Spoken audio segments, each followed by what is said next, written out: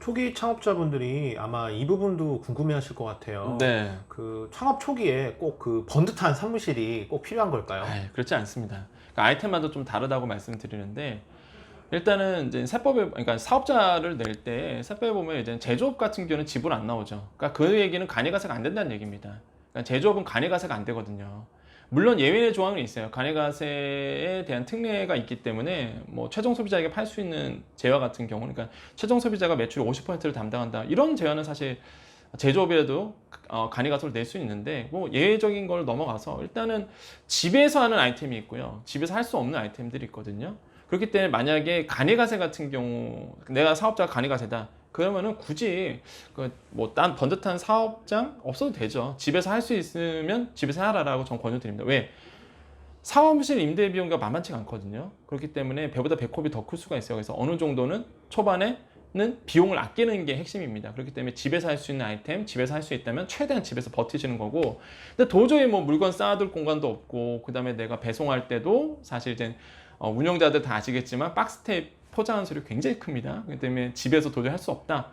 그럼 이제 사무실 그때 가서 이제 사무실을 구하시는 건데, 사무실을 이제 전략 자체가 좀 많습니다. 어떻게 가냐? 첫 번째로 정부 사업 받는 거죠. 그러니까 정부 지원 사업이 굉장히 많은데, 정부 지원에서 사무실을 좀 해주는 게 좀 있어요. 찾아보시면은. 그래서 이런 정부 사업 통해서 사무실을 좀 구하는 방법도 있고요.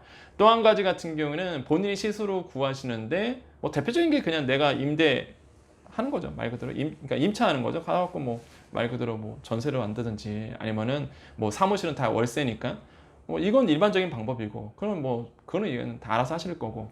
또 한 가지 이제 그거 말고 좀 팁을 드리자면, 이제 소호 사무실 하는 게 있습니다. 소호 사무실. 그게 뭐냐면 말 그대로 소호거든요. 그러니까 스몰 비즈니스예요. 그러니까 작은 사업 하시는 분들을 위해서 방 한 칸 빌려주는 거, 아니면 데스크 빌려주는 거, 이게 소호 사무실들이 요즘 굉장히 많습니다.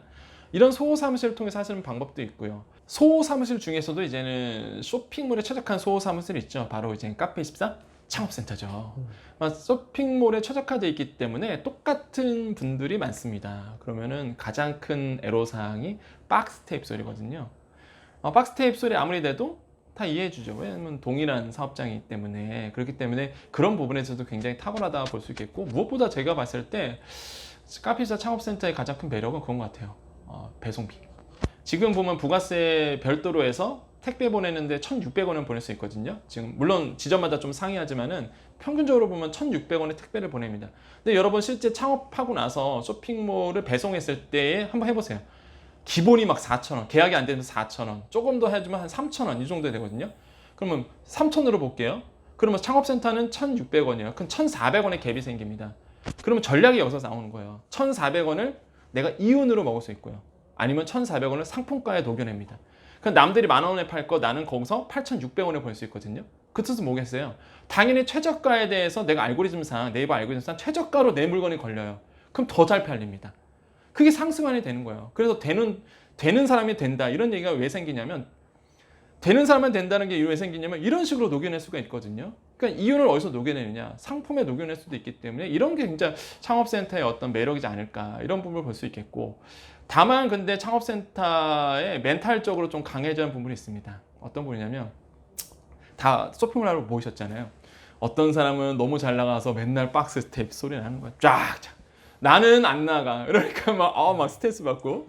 물론 그런 경우도 있죠. 이게 정말로 너무 실생활이죠, 이게. 그래서 근데 이제는 그런 마인드를 좀 바꿀 수 있죠. 나도 저렇게 저 사람처럼 박스 테이프 맨날 포장하고 싶다, 이렇게 목표를 잡고 갈 수 있기 때문에, 이런 부분도 이제는 같은 동종 업계니까 또 도전도 받고 자극도 받고 얼마나 좋습니까? 그래서 이렇게 쇼핑몰을 만약에 한다 그러면 최대한 집에서 하실 부분은 집에서 버티시고요. 그 다음에 도저히 이제 내가 어느 정도 규모가 돼서 집에서 못 버틴다 그러면, 가장 좋은 방법은 또 말 그대로 아시는 분 사무실에서 좀 껴들어가는 것도 있고, 그게 안 된다 그러면 내가 임대를 해야 된다, 내가 만약에 사무실을 임차를 해야 된다 그러면은 당연히 이제는 소호 사무실에 가시는 거고, 근데 소호 사무실에서는 이제 일반 사람들이 있기 때문에 난 쇼핑몰 하기엔 조금 안 된다, 여력이 안 돼, 환경이 안 만들어진다, 그럼 당연히 카페24 창업센터 오셔갖고 저렴한 가격에 나와의 동종업계 하신 분들 만나셔서 또 정보도 공유할 수 있고, 이런 식으로 이제는 사무실은 좀 유도리 있게 접근하시는 거고요. 그래서 가장 큰 좋은 거는 정부 지원 받는 거겠죠. 그래서 정부 지원 받아서 하시는 것도 나쁘지 않다라고 말씀을 드리겠습니다.